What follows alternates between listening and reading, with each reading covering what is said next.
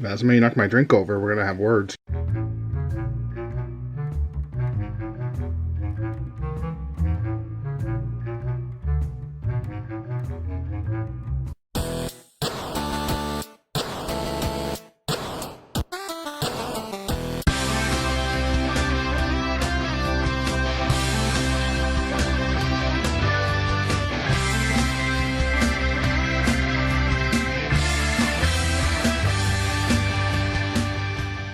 Hey everybody, Rocktimus Prime here, back with another video review.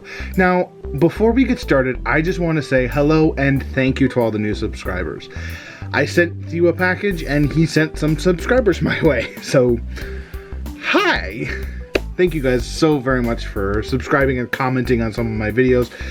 It has really reignited this spark that I have for reviews. So thank you again, and thank you, Thew.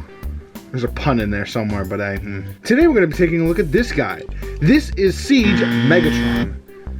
Or Siege 2007 movie Megatron. Now for me, this guy was an instant buy, because while their designs were goofy and creepy and kind of a little overcomplicated, which I do see, a lot of people my age's first experience with Transformers on the big screen were these guys. And I gotta say, it was kind of a hit. Granted, when we were first watching the movies, we weren't really thinking about things like plot, jokes that didn't land, or we were just like, the Transformers are on that big screen. And this was the design for Megatron. Now, he didn't really do a whole lot, but when he did show up, it was like, holy crap. He started off by killing Jazz, one of the coolest characters in the whole entire movie. Proceeded to kick Optimus's butt and just wreck shop for a bit. Now, this isn't one of the most fancy or the most well-detailed of figures for movie Megatron. I think that has to go to the...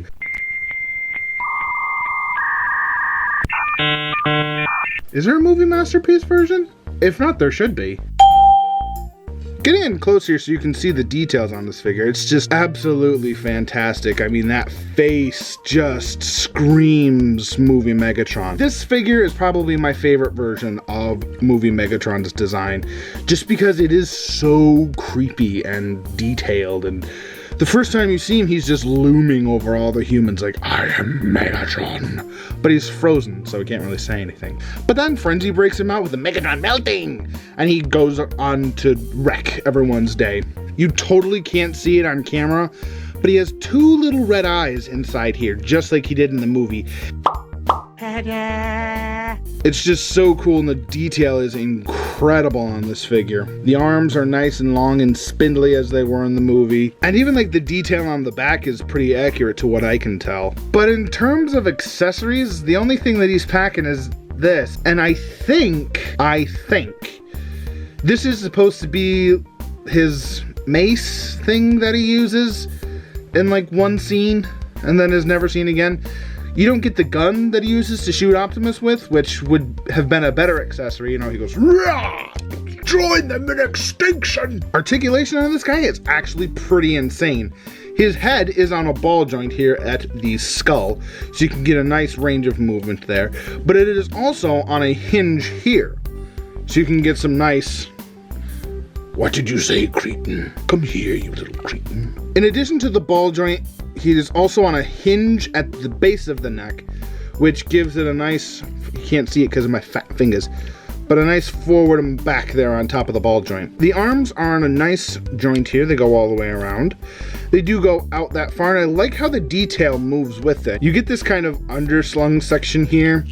His elbow does bend, and it does swivel here at the bicep. Does bend at the elbow, and his fingers can bend. No ab crunch and no waist swivel, but this does a lot in the transformation, so hips will go forward about that far and it will go back that far. Some impressive movement on his hips. They also do go out to the side, so you can get a nice split. He does swivel at the thigh and bend a single joint at the knee, and the sorry, Pikachu.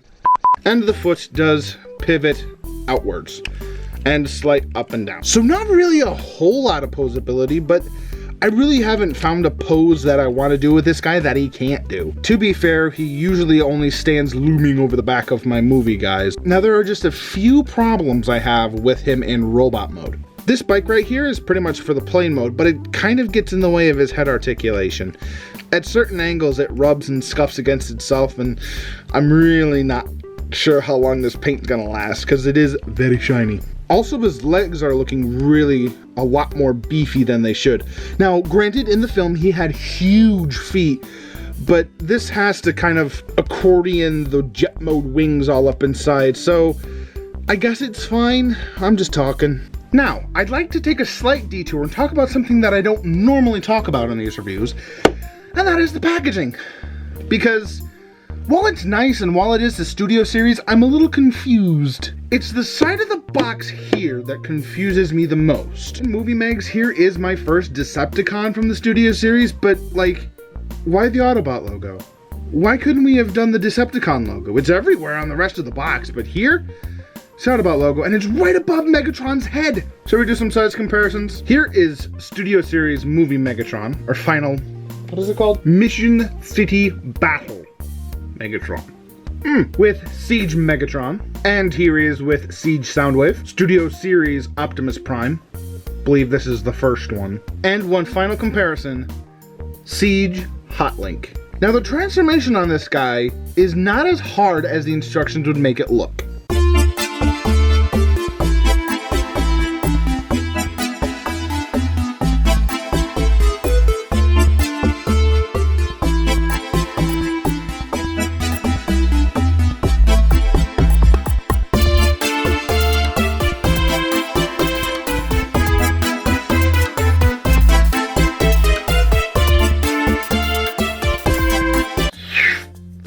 Check it out. This is Megatron in his flight mode, and I have to say, this is one of the best representations of Movie Megatron's alt mode I have ever seen. It's not without its faults, granted, but it is so cool. It's so sleek and shiny and silver and sparkly. Ooh. Again, it's not without its faults. Like, you can see the feet just hanging out up here, and the hands are barely disguised. And I don't remember it having this big daft fin.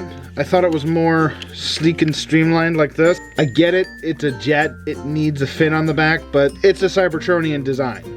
You guys can get away with not having a tail fin. And as for it being a Cybertronian design, you could say that's why his hands are barely disguised, his feet are barely disguised, because as somebody said, I don't remember who it was, but this is like running on Cybertron. They don't need to do this. It's just when they want to get somewhere fast. Now I actually have mine slightly mistransformed.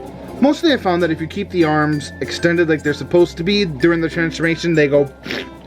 So I just kind of bend them to make them look straight and, well, Now for some size comparisons in jet mode. Now you will have to excuse me, two of these figures that I showed you are not going to be here for this. Mostly being Studio Series Optimus Prime and Siege Megatron. Just look at that wingspan. Whoa. Here is Studio Series Megatron, and here is Siege Hotlink, and roughly Siege Soundwave. So to wrap up, do I recommend Siege Movie Megatron? I feel like at this point you know if you're gonna get him or not. But for me, he's an absolute win, baby. He's the first Megatron that I ever saw on the big screen. The 07 movie, love it or hate it, has some deep nostalgic memories for me. Just like the toys, I will buy the crap out of the 07 movie toys, even though they're kind of crap. Which is why I love the Studio Series. So, Siege? So, Studio Series Voyager Megatron. Do I recommend him? Heck yeah. But I feel like that's more of a recommendation on my part than anything. Because he does take up quite a bit of nostalgia for me, but again, he's just a really good toy. Just so cool, just so very well sculpted. The painting is phenomenal. It hasn't chipped off yet, and since I've figured out how to transform him, I've been going back and forth all the time, and it's just fantastic.